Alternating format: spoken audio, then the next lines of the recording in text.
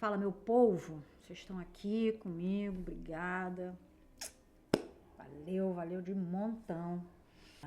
Hoje eu vou falar sobre IA. IA. Vamos falar sobre esta IA. Segura na minha mão, vamos juntos sofrer um pouquinho. Inteligência artificial é o Zeitgeist. Deixa eu ler isso aqui primeiro, que tá com anúncio. Curioso. Não, eu não quero. É porque é uma parte aqui do Terra, né, do portal Terra, que fala sobre educação especificamente. E é interessante a forma como eles colocaram, como eles resolveram, né, nos apresentar a IA. Né? Novo analfabetismo não se trata de saber ler ou escrever. Trata-se de usar a IA como um oráculo e não como uma ferramenta. Eu quero crer que esse texto foi escrito sem, como é que se diz? De boa fé. Eu quero crer que esse PH Mota é uma pessoa, enfim, da área da educação, uma pessoa que entende todas as consequências, possíveis consequências de se usar essa ferramenta, que já considerou, eu não li o texto, e que já considerou realmente todos esses aspectos antes de escrever esse texto. Quero crer. Não sei se é isso que eu vou encontrar aqui, né? Porque, enfim, se trata de uma reportagem da Terra, um artigo para a Terra, portal Terra, né? E apesar deles dizerem que não tem vínculo e tal, com o que as pessoas escrevem, eles, né? Eles não vão colocar qualquer coisa no portal deles, né? Vamos lá, então. Há um século, ser analfabeto significava não saber ler ou escrever. Nos países desenvolvidos, esse problema agora é residual. Mas outro tipo de analfabetismo está surgindo, mais sutil, mais difícil de detectar, com mais nuances e talvez tão decisivo quanto não saber interagir com a IA. Essa nova alfabetização não se trata de saber programar ou entender como os modelos funcionam. É algo mais básico. Saber fazer boas perguntas, saber ler as respostas e, acima de tudo, saber desconfiar. Não de forma paranoica, mas com critério. Distinguir quando estamos usando a IA e quando a IA está nos usando. Eu gostei disso aqui. Foi um bom começo. Parece promissor. Notícias relacionadas. É a diferença entre ser um usuário passivo da IA, alguém que engole sem mastigar, e usá-la como uma alavanca para o pensamento, como uma extensão da nossa capacidade de análise. Porque, bem utilizada, pode ser exatamente isso, um multiplicador cognitivo. Uma enorme diferença está em jogo aí. Algumas pessoas usam esses sistemas como se fosse um Google vitaminado ou uma calculadora com esteroides. Gostei das comparações. Bem com o corpo humano, é bem orgânico, né? Totalmente contrário do que a gente está lidando aqui, né? Ele faz uma pergunta, copia a resposta e pronto. Outras pessoas, cada vez mais, estão aprendendo a conversar com eles, a expandir seus limites, para gerar ideias que nem a máquina sozinha, nem eles sozinhos teriam sido capazes de produzir. A chave não é a ferramenta, mas como você a usa. E para isso, é preciso ter conhecimento em IA. Eu vou ser bem... Nesse ponto, deixa eu dar a minha experiência aqui. Vou ser bem sincera. Eu ainda não vi uma utilidade prática para além do que o Google já me oferece. Não estou dizendo que não tem. Só estou dizendo que eu ainda não precisei. Dentro do que eu faço, eu ainda não precisei. O que eu precisei foi o seguinte. Eu pedi para ele me ajudar uma vez com um roteiro. E da seguinte forma. Eu pedi para ele me sugerir tópicos para um determinado roteiro. Porque assim, eu queria abordar um assunto, mas era um assunto muito abrangente. Então eu dei os parâmetros, falei o que eu queria, o meu objetivo ao final, o que eu queria atingir com aquilo. E aí eu pedi, tá, agora eu quero que você me faça esses tópicos Eu fiz isso 2 vezes já, na verdade. Eu fiz isso com o vídeo do Duck Test. Eu preciso até refazer esse vídeo, ficou muito legal, mas eu queria refazer ele porque ele ficou tosquinho, ficou a edição meio nhé. Eu queria ver se eu fazia ele de novo, fazer com uma gravação, né, com um som melhorzinho, um microfone bonitinho, que eu fiz com o microfone de lapela ainda, ficou meio... E aí eu fiz esse roteirinho e ficou bem legal, porque ele foi me dando a narraçãozinha, me deu sugestão de narração, eu cortei algumas coisas, editei e tal. Mas o mais importante foi que ele me deu os tópicos para que eu chegasse onde eu queria chegar. E assim, não me levem a mal, eu claramente tenho capacidade para fazer isso. Mas eu provavelmente iria levar o dobro do tempo para pensar naqueles tópicos, para de repente eu iria pensar num tópico e depois iria desistir dele, ou então eu iria mover ele de lugar, como eu faço com textos normalmente. E no caso da IA, ela já levou o tempo de digitar, praticamente, né? E aí teve um outro roteiro que eu ainda não gravei, que eu tô burilando ainda, que eu também fiz com a ajuda dela. Mas parei por aí.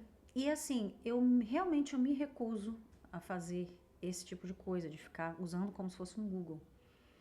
Ou de ficar jogando conversa fora, sabe? Eu não gosto de conversar com gente, eu vou conversar com máquina. Real, sabe? Não me apetece. Entendeu? Então eu tô evitando enquanto eu não aprender. Talvez eu esteja fazendo errado, talvez eu realmente tenha que meter as caras e começar a usar e descobrir. Mas eu não acho que seja bem por aí. Eu acho que assim, é igual uma ferramenta que você compra assim, e aí você fica querendo usar em tudo que é coisa, tipo, comprei uma esmerilhadeira nova. Legal. Aí eu vou usar para tudo que, assim, vou inventar alguma coisa em casa para fazer para poder usar a esmerilhadeira, sabe? Para ter desculpa de usar. Não acho que seja bem por aí, né? Eu lembro que quando minha avó comprou a máquina de costura, a gente inventava coisa para fazer na máquina. A gente ficava toda hora, ela abria uma vez por semana para fazer alguma coisinha, consertar alguma coisa, né? Enfim. E a gente queria toda hora estar lá mexendo, né? Inventando coisa para fazer. É legal porque você acaba criando um hobby, né? Mas não é o caso da IA, né? O caso da IA, além de ser um hobby muito caro para o planeta, né?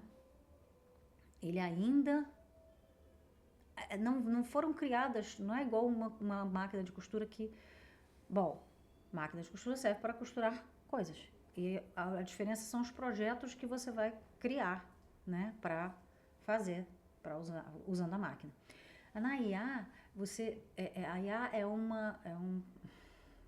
uma fazedora de ferramentas, digamos assim. Então é como se ela criasse, ela não é a máquina de costura, ela está um pouco mais abrangente que a máquina de costura.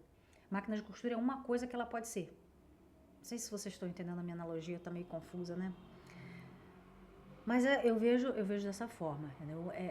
Eu usar ela para escrever roteiros, por exemplo, é muito limitante. Tá, beleza, mas eu posso ficar usando para isso. De repente, enquanto eu uso para isso, talvez eu ache uma outra função para ela, mas eu ainda não estou nessa etapa do processo. Estou na etapa ainda de olhar com desconfiança, dar uma cutucada assim para ver se vai fazer algum barulho estranho, sabe?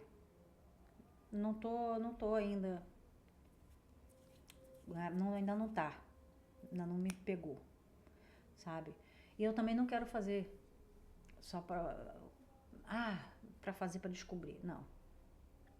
Eu prefiro, eu acho que é da minha natureza mesmo, assim, eu gosto de fazer, é por isso que eu não jogo muito, porque assim, tem a curva do aprendizado e a curva do aprendizado para mim é irritante.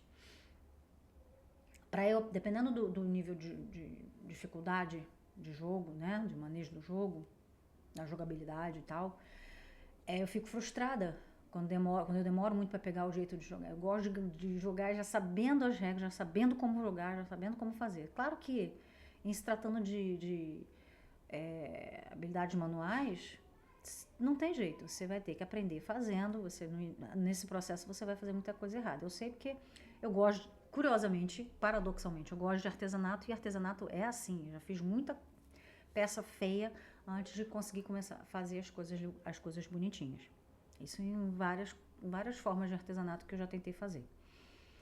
Então eu sei que é meio idiota isso que não vou tentar usar IA enquanto eu não souber como usar a IA. Mas, enfim, respeitem o meu tempo. Quem já tá mais além, beleza, me ensina como, porque eu ainda não consegui chegar nesse ponto. Aí, beleza. Ela fala aqui, a questão vai além de quem faz o que com o ChatGPT. Sistemas como Deep Research estão começando a automatizar tarefas que até mais recentemente... Ele até quando ele faz isso? Só para abrir outra janela de anúncio e blá blá blá. E aí você se perde. Até recentemente eram... Olha lá.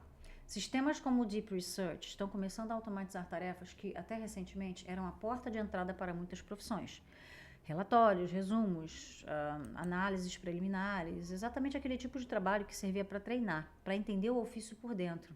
Se você atribuir isso a um modelo, como aprender a pensar como um especialista? Isso.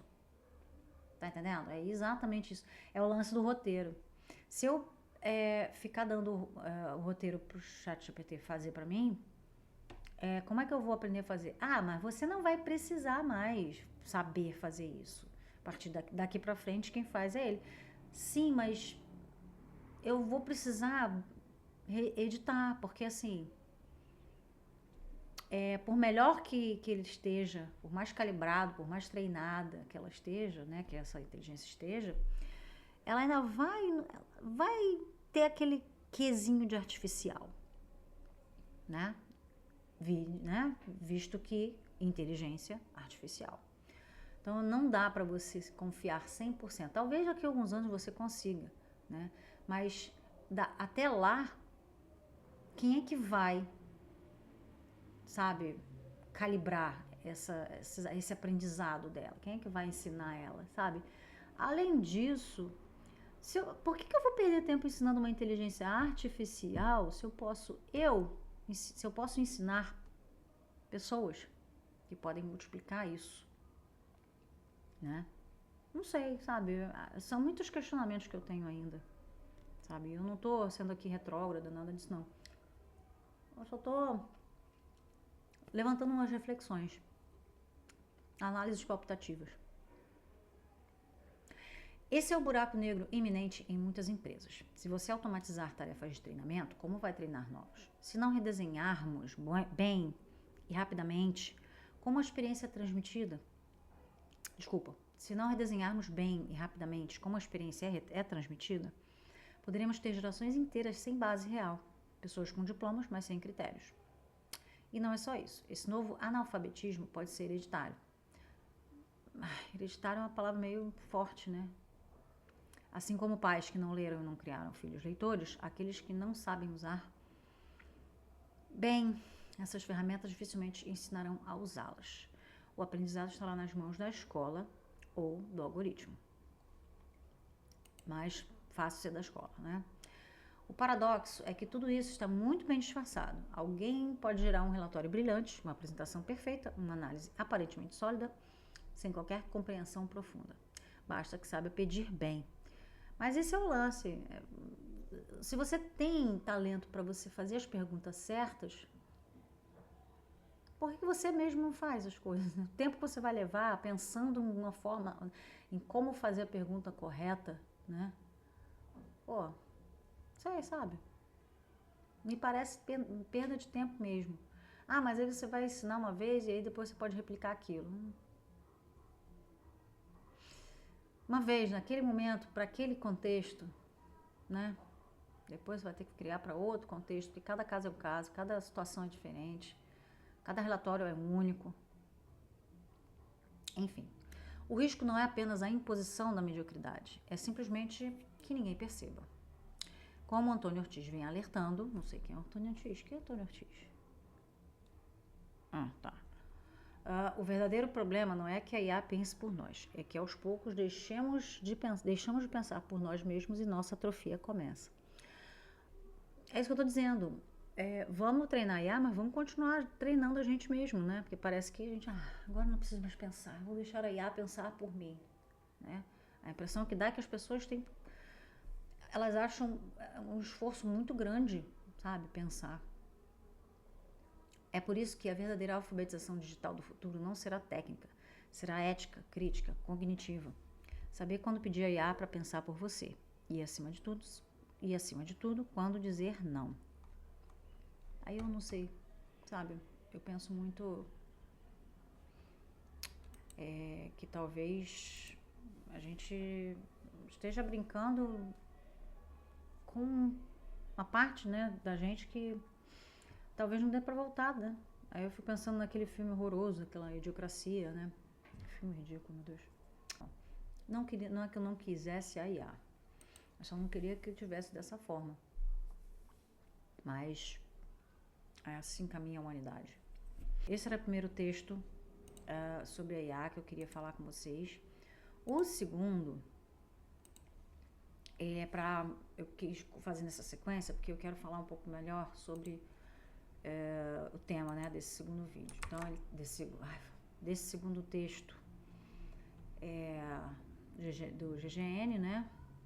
Wilson Ferreira, que é, enfim, acadêmico, de comunicação, o cara lida bastante com essas coisas e eu acho que, pelo menos dele, eu sei que deve vir alguma coisa mais reflexiva.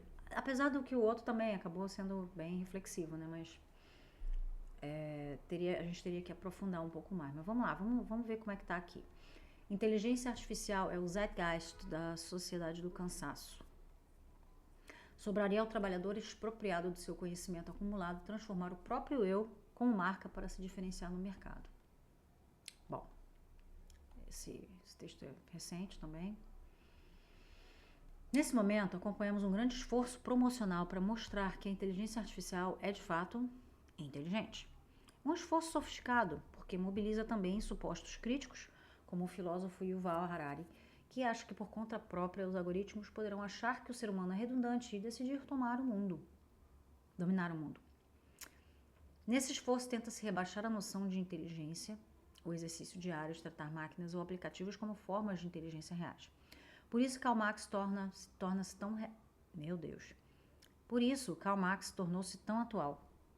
O trabalho morto, os algoritmos, domina o trabalho vivo, o saber fazer. Ele deu uma nova roupagem, né, para a expressão trabalho morto, né? Que o trabalho morto, na verdade, é um trabalho que não é visto, um trabalho que não produz riqueza, necessariamente, né? Aí ele deu uma nova roupagem e, enfim. Bem pensado, bem pensado. Modus operandi do capitalismo Meu Deus, como eu estou engasgando hoje. O modus operandi do capitalismo, desde a Revolução Industrial, tirar do trabalhador o controle e a capacidade criativa para incorporá-lo nas máquinas e ferramentas. Do teor mecânico até a inteligência artificial, que se transforma num zeitgeist, fetiche que oculta a luta de classes. O que é o zeitgeist, gente? Zeitgeist é o espírito do tempo. Geist é espírito, fantasma, né? Tem o poltergeist, né? O fantasma, né? O espírito zombeteiro lá, né? Que é aqueles... o polter acho que é barulho, ruído, enfim. Aí o poltergeist é aquele, né, fantasma que zoneia a casa toda. E o zeitgeist, zeit vem de tempo, que é o espírito do tempo, que é a natureza daquela época, né? De como as coisas funcionam em determinadas épocas. Então, cada era, cada idade histórica, ela tem o seu zeitgeist, que chama, né?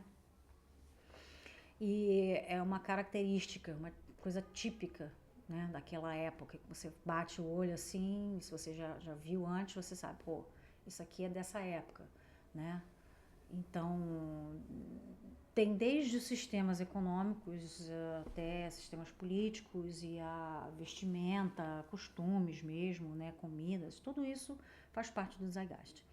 Então tem, vamos continuar aqui o texto, ainda vou analisar o texto em si, né? Só queria explicar o que era o Zeitgeist. O que sobraria ao trabalhador expropriado do seu conhecimento acumulado é transformar o próprio eu como marca para se diferenciar do mercado, no mercado, resultando na sociedade do cansaço, entre aspas. Ensinar a si mesmo cansa. Isso é só a introdução.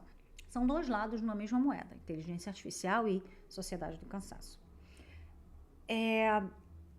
Isso faz muito sentido para mim no momento em que a gente está, principalmente por conta dessa necessidade extrema de você produzir ao máximo, né? Uma necessidade insana, porque para que a gente vai produzir ao máximo se a gente pode produzir simplesmente o suficiente para todo mundo ficar bem? Que produz pessoas exauridas, né? Sugadas do seu sangue e suor, e que não vem a hora de descansar de alguma forma, economizar tempo, poupar energia de alguma forma. Então, enfim, a inteligência artificial veio como se fosse na panaceia, né? O conceito criado esse conceito da sociedade do cansaço foi criado por esse cara aí, o Byung-Chul Han, para descrever a enfermidade psíquica da sociedade atual. De um lado, temos um grande esforço envolvendo tons propagandísticos, pós-humanistas, distópicos e messiânicos para promover a inteligência artificial como um destino inevitável da evolução humana. E do outro, um conceito que tenta representar uma sociedade cujos transtornos, síndromes, desordens e déficits neurológicos se tornaram tão cotidianos que ganharam um inédito impacto cultural e midiático. Esses dois lados fazem parte de um mesmo fenômeno, que só podemos descrevê-lo como o Zeitgeist desse início do século XXI. O espírito da época que molda a forma como as pessoas pensam, agem e interagem. Um fenômeno que se tornou uma força cultural e intelectual que influencia o desenvolvimento social e a evolução dos valores e tendências da atualidade. Mais uma vez, avanços tecnológicos como a IA surgem dentro de uma retórica utilitarista, a longa história da busca dos códigos digitais e emular o pensamento humano, desde o famoso teste Turing, no pós-guerra, até a atual engenharia dos algoritmos das Big Techs, vem embalada pelo discurso de que tudo se trata de auxiliar a humanidade, poupando-a de trabalhos repetitivos e enfadonhos, aumentando a produtividade. Ai, meu Deus, eu tô passando mal. E deixando mais tempo para o ser humano ser mais humano. Não, aí é que tá, não é, né? Não sei se ele vai chegar nesse ponto, mas não é. Poupar tempo em trabalhos repetitivos para que as pessoas façam outros trabalhos e elas continuem a ser sugadas, porque seria maravilhoso, seria um passo ótimo. Nossa, vamos deixar de fazer trabalhos cansativos, trabalhos que não tem necessidade que a gente faça, e vamos descansar, vamos nos beneficiar desse trabalho que está sendo feito por outros, né, por máquinas, etc., e vamos descansar. Só que não, eles querem que você faça outras coisas, para que você maximize esse trabalho, essa produção, né, que vai ser feita com esse trabalho. Então, não é produzir o mesmo, não é ter a mesma produção, só que feita por máquinas, é ter mais produção, porque agora as máquinas vão cuidar de uma coisa e os humanos de outra. Então, você vai multiplicar essa produção. Entendeu? É isso, é sobre isso. Não é sobre fazer a gente descansar, fazer a gente ter tempo para ser humano, porque realmente não é a natureza humana, ela não é de se matar de trabalhar, é trabalhar para ter as coisas e ter tempo para viver, sabe? Até porque a gente está trabalhando e a gente não está produzindo nada pra gente está produzindo para outros, né? Mas o que acompanhamos é exatamente o contrário, aí ele vai falar, como a realidade é testada pelo conceito de Byung-Chul Han. Por que ele bota o nome todo do cara? Dá maior trabalho de falar, esse nome é muito estranho. Nunca as exigências do mundo do trabalho foram tão urgentes e até invasivas. Não se trata mais de comprovar uma proficiência profissional, mas apresentar a competência comunicativa, psicológica ou cognitivas corretas. Como descreve Byung-Chul Han, tô quase aprendendo a falar ele rápido, o nome dele rápido. A negatividade disciplinar do velho mundo do trabalho do século XX, centrada na disciplina e controle do saber fazer, foi substituída pelo excesso de positividade no mundo corporativo que exige a constante performance do eu. O gerenciamento de si mesmo como marca diferencial na qual o antigo saber fazer foi colocado em segundo plano. Foi substituído pelo bombardeio neuronal das redes sociais, smartphones, home office e o trabalho precarizado, eu detesto essa palavra home office, mediado por plataformas digitais, o trabalho corporativo fragmentado por jobs, etc. Nesse novo ecossistema, o que importa é performar a competência comunicativa ou cognitiva do sucesso. A proficiência profissional foi substituída pela relacional, o ofício pela performance de si mesmo, até porque o saber fazer foi incorporado pela IA, cabendo ao profissional ser o facilitador de processos. Vocês viram como é que funciona? É mais ou menos como eu falei, trocando em miúdos, é mais ou menos isso. Numa terminologia marxista, é quando o trabalho morto, os algoritmos, domina o trabalho vivo, o saber fazer. Seria o modus operandi do velho capitalismo, desde as máquinas a vapor, o tear mecânico, a máquina de fiar da Revolução Industrial Inglesa do século...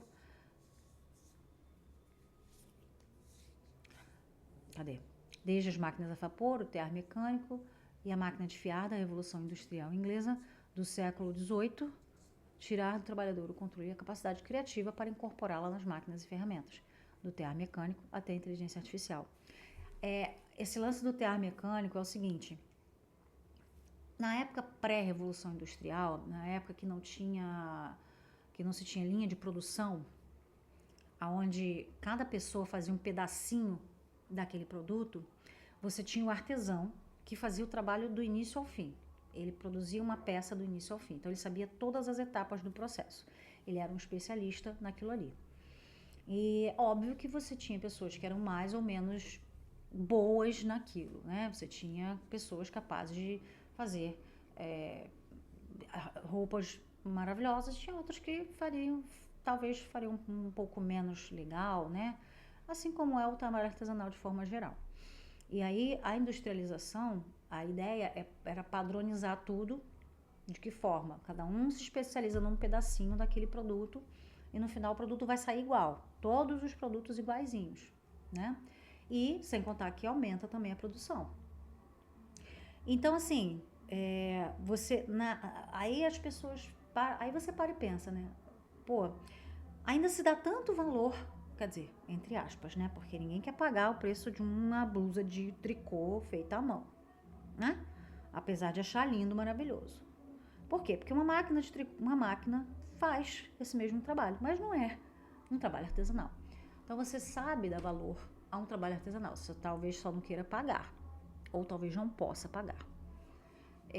Mas você tem noção de que um trabalho artesanal ele é muito mais valioso, porque foi uma pessoa que fez, aquela pessoa caprichou. Enquanto que numa linha de produção, não é que as pessoas não caprichem, né?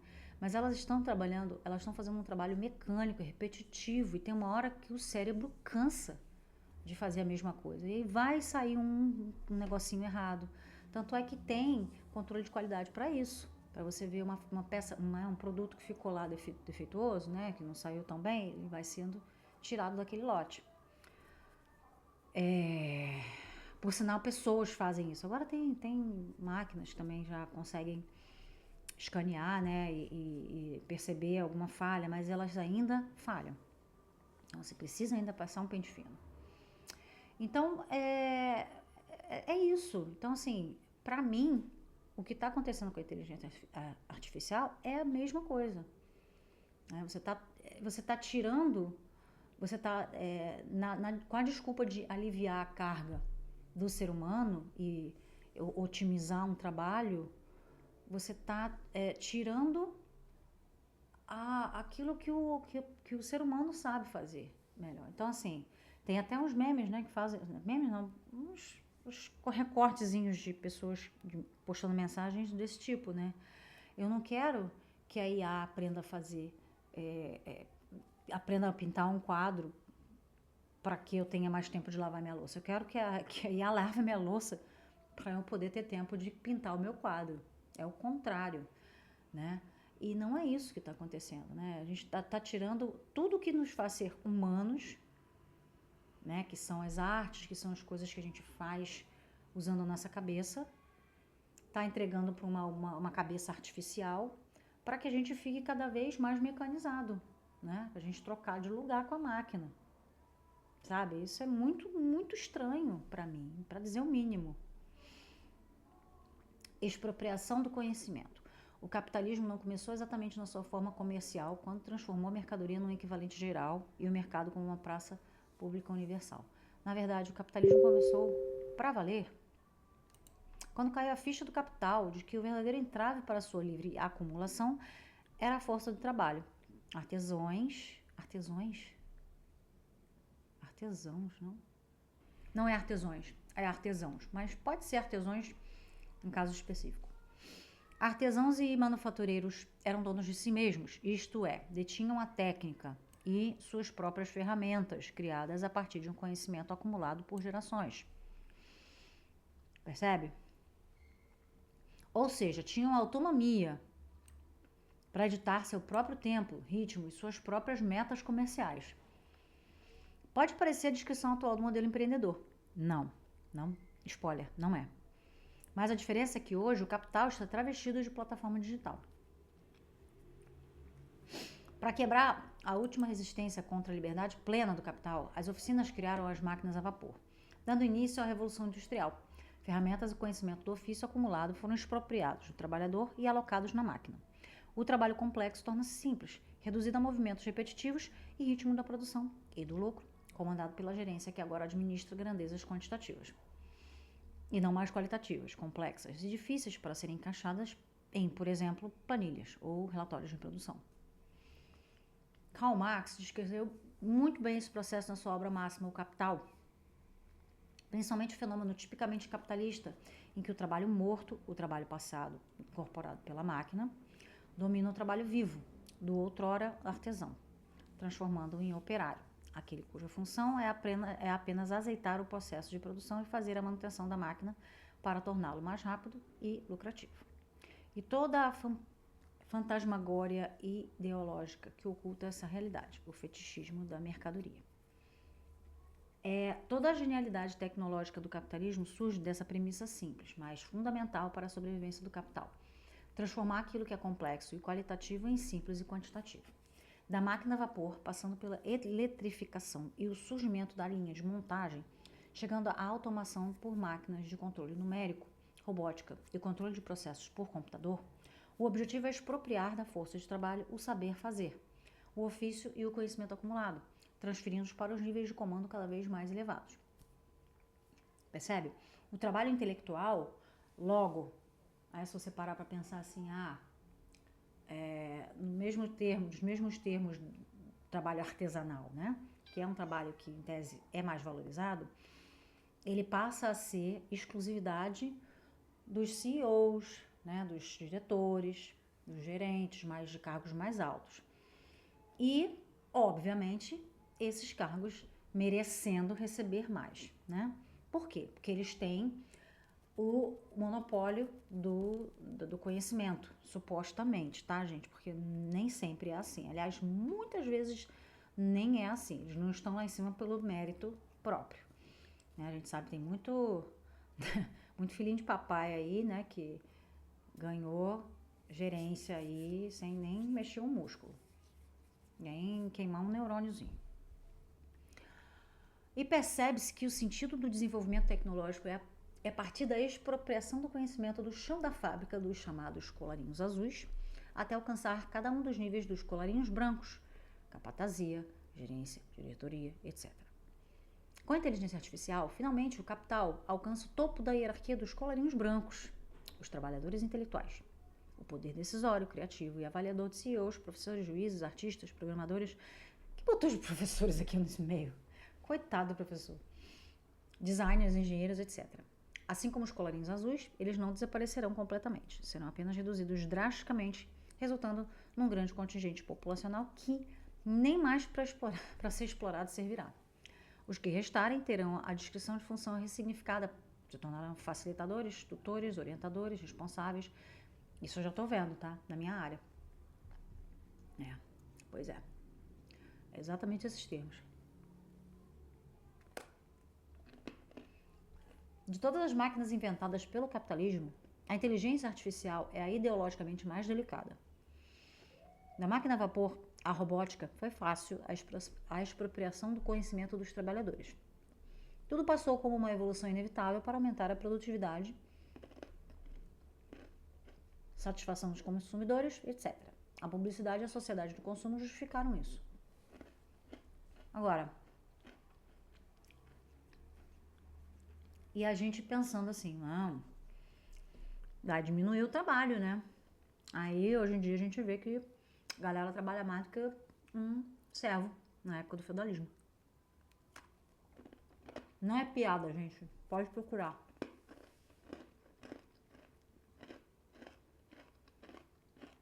Não é piada. É sério. Mesmo que fosse piada muito sem graça, por sinal. Com a IA, é mais complicado. Dessa vez, a expropriação do trabalho é intelectual.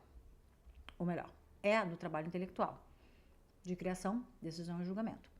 A PSYOP deve ser mais elaborada para introduzir e acreditar que algoritmos, aplicativos, etc. são, de fato, ferramentas realmente inteligentes.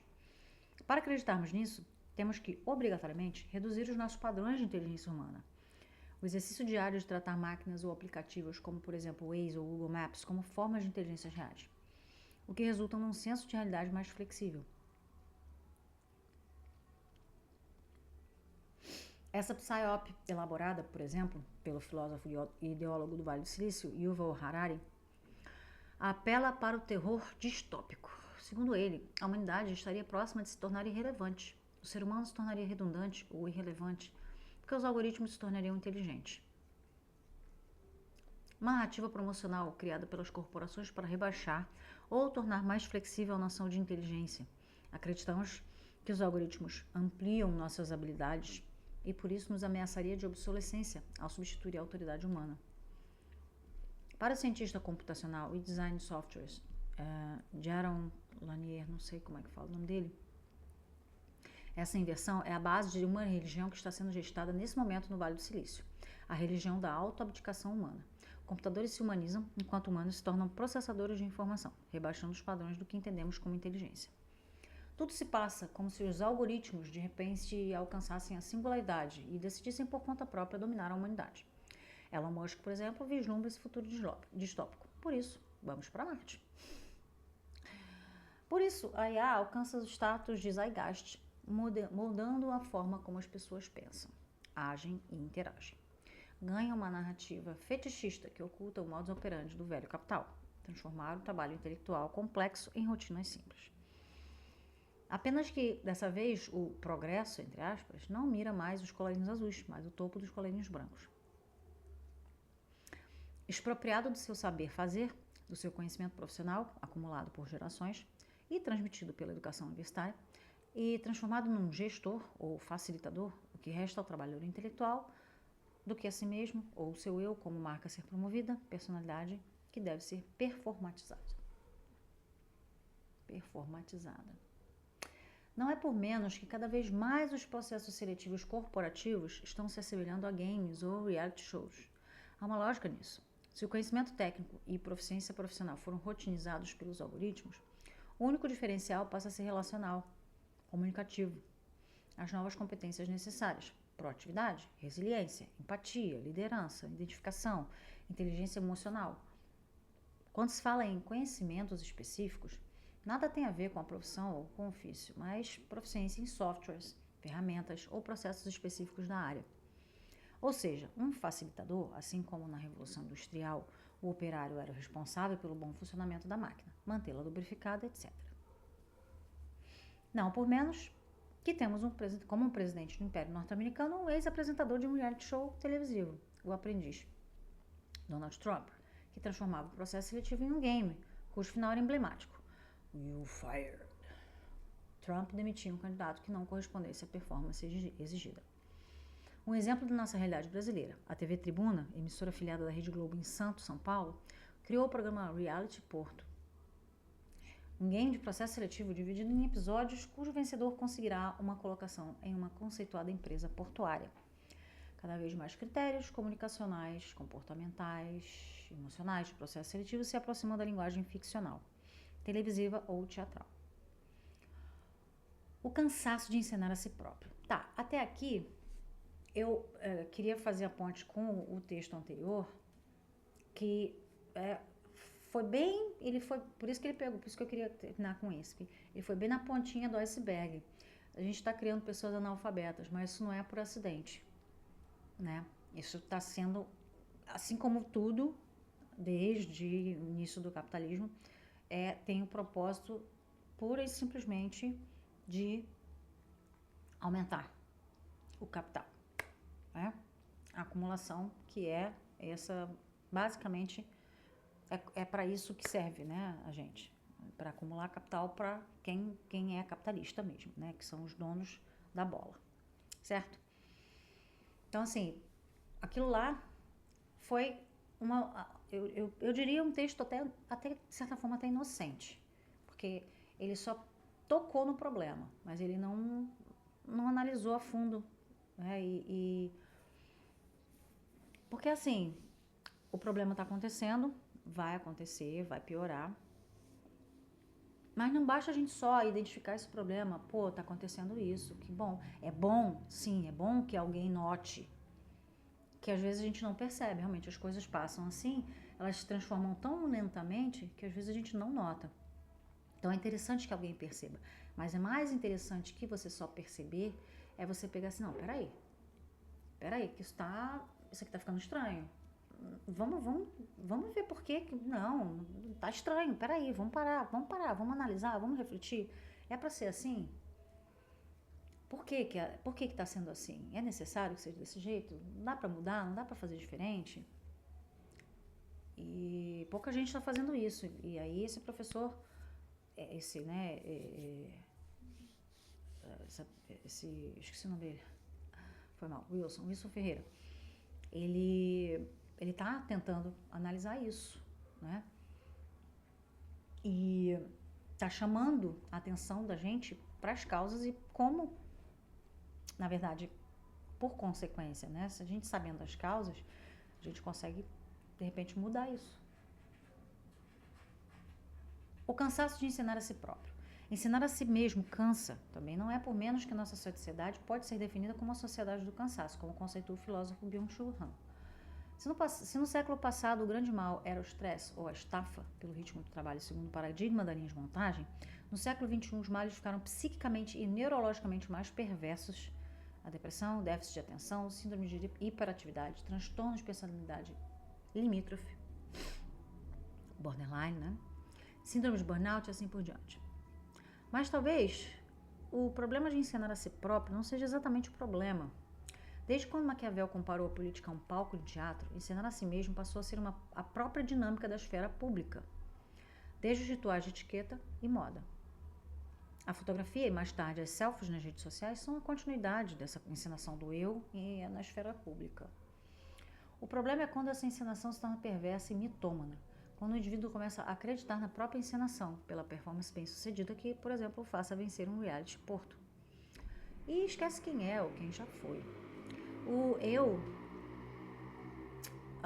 eu em que a simulação substitui o real, a selfie e o feed da rede social substitui a vida real do usuário.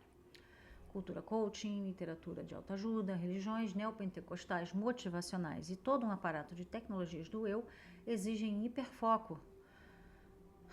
Mas, paradoxalmente, o resultado é o cansaço, a dispersão cognitiva, que se retroalimentam como fraquezas do ego que exigem um maior esforço e vigilância de um ego que se desmorona.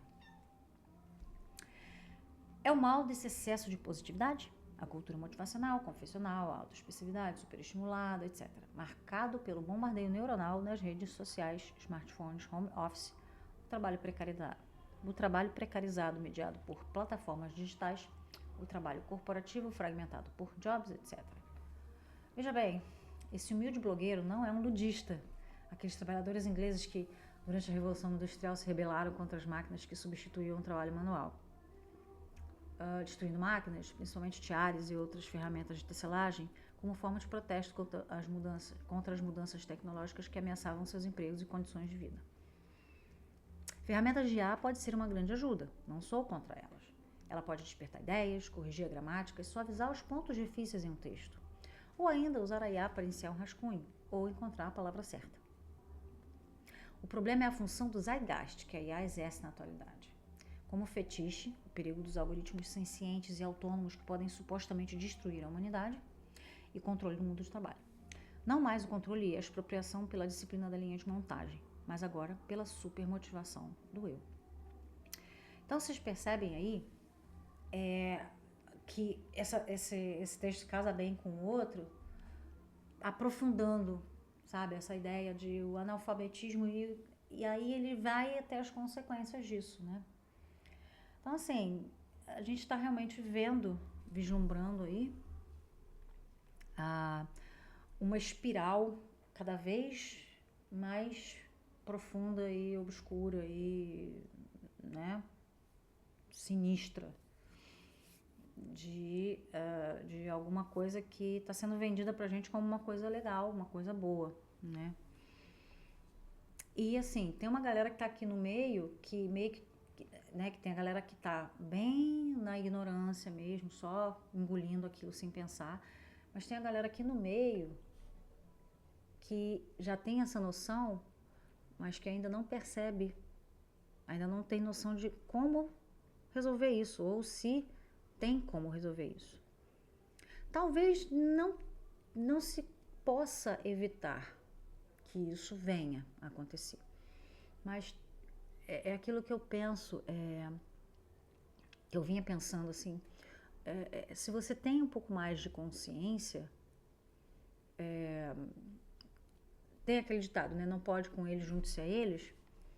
Junte-se a eles, mas junte-se a eles mantendo ainda sua mente afiada para isso. Olha, isso está acontecendo, eu quero estar aqui para ver como é que é o sistema por dentro, né? Igual o Capitão Nascimento, para tentar destruir o sistema por dentro, só que vamos pegando esse mesmo exemplo, a gente sabe que não vai funcionar, mas tentar se blindar e, de certa forma, continuar estudando, continuar fazendo as coisas de forma artesanal, sabe? Nem que seja como hobby, como você faz o seu crochê, né, nas horas vagas e não mais para vender as peças no mercado para ganhar seu dinheirinho, né? E manter viva essa tradição de se usar os neurônios, sabe? Para qualquer outra coisa que não seja alimentar uma inteligência artificial. Eu acho que é bem por aí. Talvez isso é uma coisa que me ocorreu. Talvez não seja a solução, talvez seja uma das soluções, mas é a que eu vejo no momento, é a que eu vou talvez tentar fazer, né? Mas eu sei que assim, eu posso ser tragada pelo tsunami enfim, de acontecimentos, e eu posso simplesmente não dar conta disso e ou me afogar, ficar para trás, ou simplesmente aderir e passar a ser mais uma pessoa que vai seguir um rebanho e vai acabar mecanizada, né, enquanto a IA tá aí. Certo? Por hoje é só. Até a próxima. Fui.